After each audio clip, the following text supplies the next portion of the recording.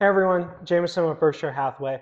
I just want to take a quick second and chat with you guys about what we're seeing in the real estate industry today, also through the lens of a seller and our listings, especially as we go into the spring and summer market.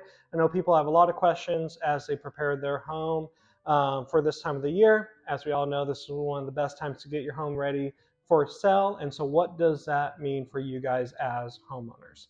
If you had a chance to watch the video I posted the other week, I took a good hard look at what the spring and summer market is looking like and shaping out to be, specifically through the lens of our home buyers. So if you haven't had a chance to watch that one yet and you're a home buyer, go take a look at that one too. That being said, sellers, I want to take a moment to chat with you guys about what we're seeing on a day-to-day basis here in the real estate industry. People are always very curious what's going on, what's happening, how can I position my house to be one of the best market today.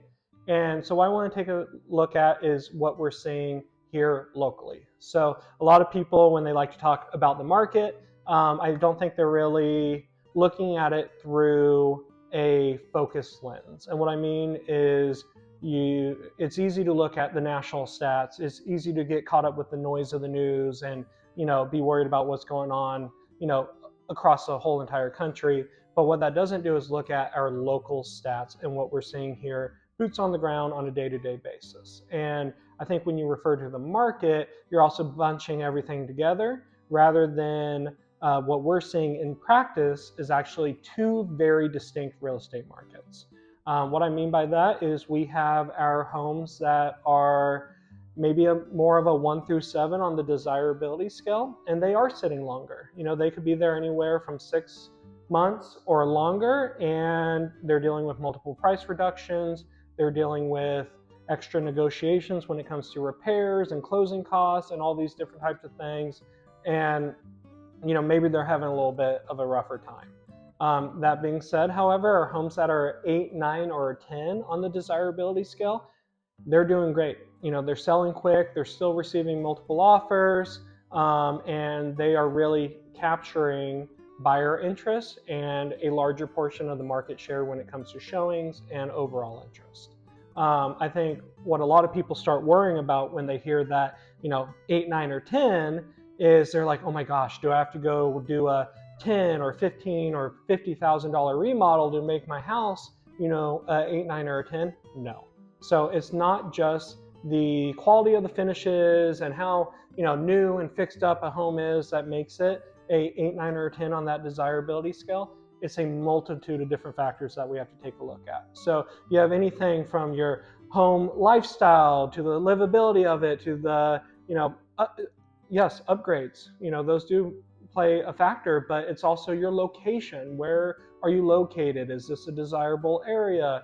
And ultimately, what is your price point? So if your home checks a lot of boxes and it's priced correctly for the market, you are in a very good position to be an 8, 9, or a 10 and dominate that market share like you're looking to do. So it's not always how clean or pretty your house is. There's so many different things that we have to look at and take into account, which is why it's so important to talk to your very own real estate professional too and figure out, hey, how can I do everything in my power that's reasonable and makes sense for me to be an 8, 9, or a 10 in today's market. So I think that's one of the best things you can do, especially as, yes, the market has shifted. We are reaching much more of a level of parity when it comes to buyers and sellers. We're no longer in the COVID times. We are finally returning to what I like to call BC, before COVID market. So a nice little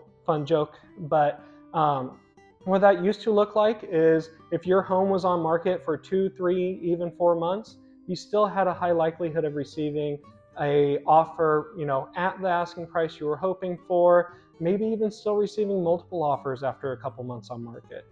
Getting your home sold in 48 hours with a dozen offers, all above asking price, that's not the signs of a healthy and sustainable market. And the shift that we're moving back towards, albeit different than we've been used to the last couple of years, is the sign of us returning to a healthier market.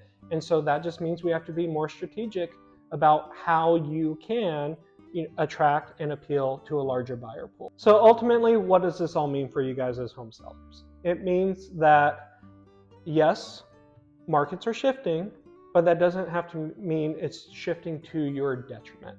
It means that the market is shifting to a place where we have to be a little more strategic. We have to have more conversations. We're not just going to put your home on the market and anticipate a dozen offers right away.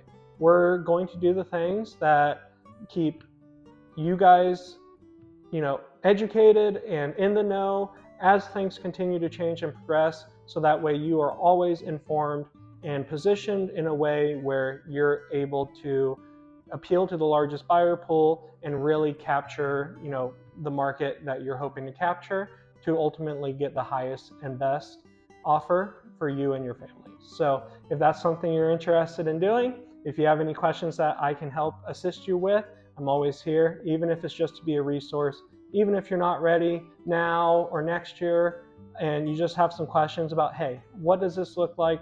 How do I even get started?